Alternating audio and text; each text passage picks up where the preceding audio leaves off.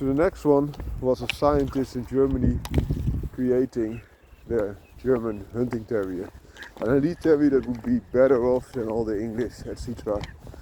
Because traditionally England brings the best terriers.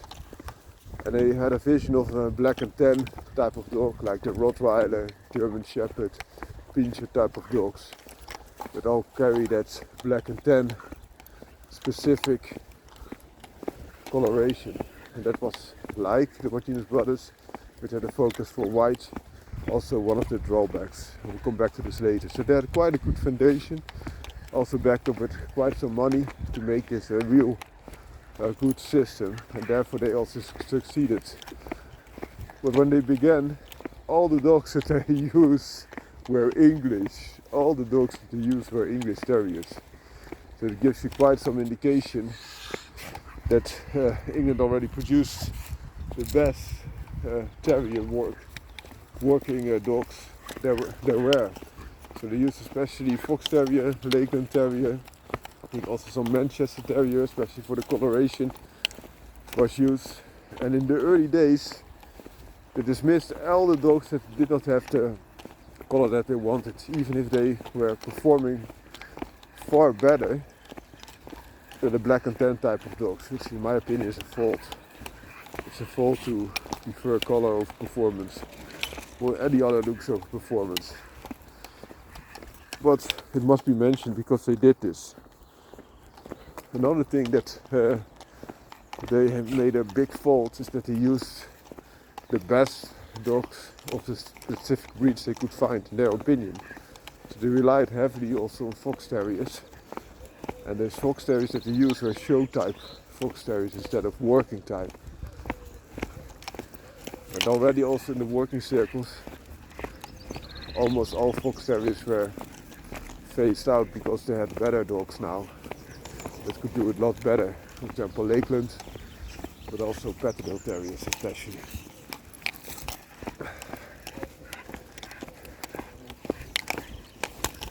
So what that Fox Terriers brought, so like Martinez brothers, they use show winners, the best examples of the breed that they got. And they were quite costly, but they got them. But working dogs are completely different than show dogs. It takes an enormous amount of effort to get them back to the desired traits again. But they succeeded. They bred a very brave little terrier, very feisty as well in the long run. But one of the things that you still see in the modern day German Jagd Terriers is that their back is very short, as compared, for example, to these Patterdale Terriers that you see here. And they were only saved, also the character-wise, when they re-infused them with Vel Terrier.